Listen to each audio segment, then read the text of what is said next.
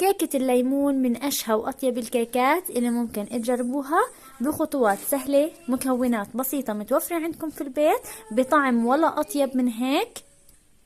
ريحتها بتجنن، هشة طرية بتذوب بالثم ذوبان، مع صوص جدا شهي. كيكة هشة لذيذة ناجحة 100%. بتمنى انكم تجربوا الطريقة وتعطوني رأيكم فيها. تابعوا الفيديو للأخير ويلا مع بعض لنشوف خطوات العمل بالتفصيل.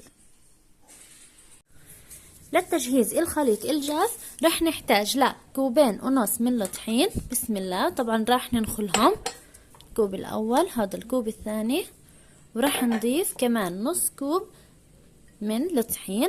رح نضيف عليهم رشة من الملح، ورح أضيف 3 معالق صغار من البيكنج باودر أو 3 باكيتات من البيكنج باودر. رح أخلطهم مع بعض كثير منيح، وبعد هيك رح ننخلهم. بسم الله.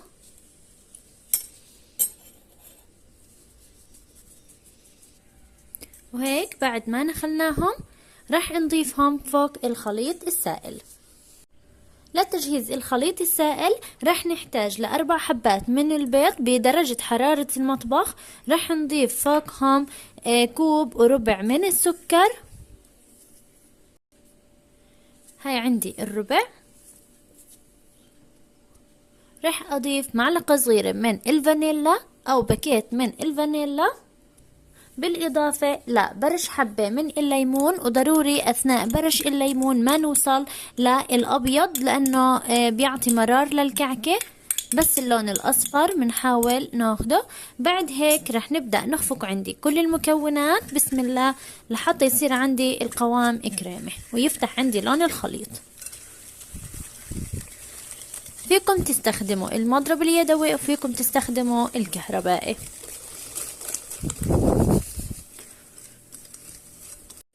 وهيك عندي بعد ما صار القوام كريمي بهالشكل وفتح عنا لون الخليط، رح نضيف 3/4 من الكوب زيت. بسم الله. ورح ننزلهم بالتدريج بهالشكل مع التحريك.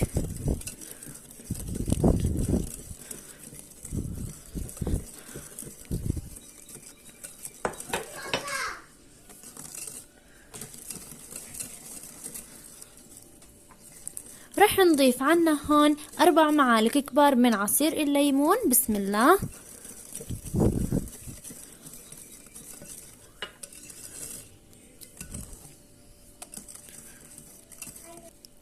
رح ننزل عندي 3/4 من الكوب حليب. بسم الله. ورح نخفق بهالشكل. رح نبدأ ننزل الخليط الجاف، ورح ننزل الخليط الجاف على دفعات. رح أضيف قسم وأقلب لحد ما يختفي عندي الطحين، وأرجع أضيف القسم الثاني.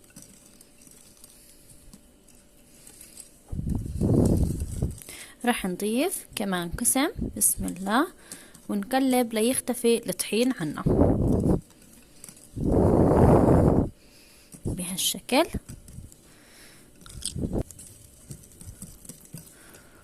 ورح نرجع نضيف الكمية يلي ضلت.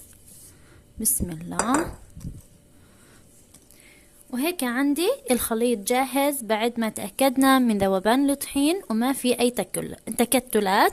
وهيك عندي قوام الخليط بهالشكل بعد اختفاء عندي الطحين.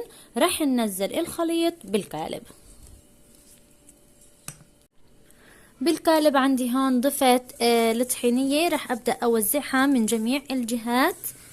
فيكم تضيفوا الزيت النباتي مع رشة من الطحين، ولكن أنا بفضل الطحينية بتعطيها لون تحمير كتير حلو.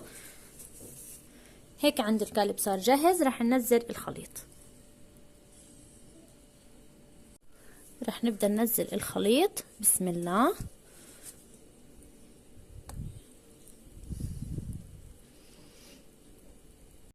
وبعد ما نزلنا الخليط بالقالب رح ندخله الفرن محمى مسبقا على درجة حرارة 180.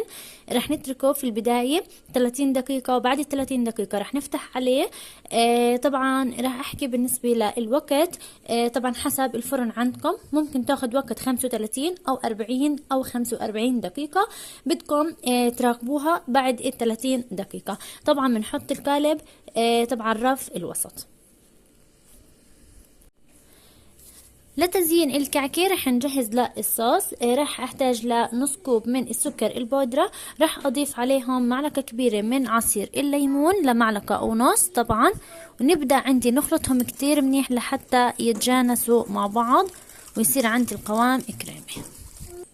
وهيك عندي الخليط صار جاهز بهالشكل، شايفين قوامه؟ وهيك عندي الصوص صار جاهز بهالقوام، رح نزين فيه الكعكة. وهيك بعد ما طلعت الكعكة من الفرن، طبعا اخذت معي وقت 40 دقيقة، رح نقلب الكعكة ونشوف شكلها. وهيك بعد ما قلبت الكعكة بسم الله ما شاء الله، ارتفاع، ريحتها بتجنن، نكهة كتير بتشهي. طبعا رح نتركها لتبرد شوي، وبعد هيك نزينها بالصوص اللي جهزناه. انا هون عندي حطيت الصوص بكيس، رح ابدأ ازين بسم الله بشكل خطوط رفيعة. هيك بعد ما زينا الكيك بالصوص، هيك عندي منظره بهالشكل. وهيك حبايب قلبي بعد ما زينا الكعكة، بتمنى تكون كيكة الليمون عجبتكم، بتمنى انكم تجربوها وتعطوني رأيكم فيها. دمتم بخير وشكرا لكم لحسن المتابعة.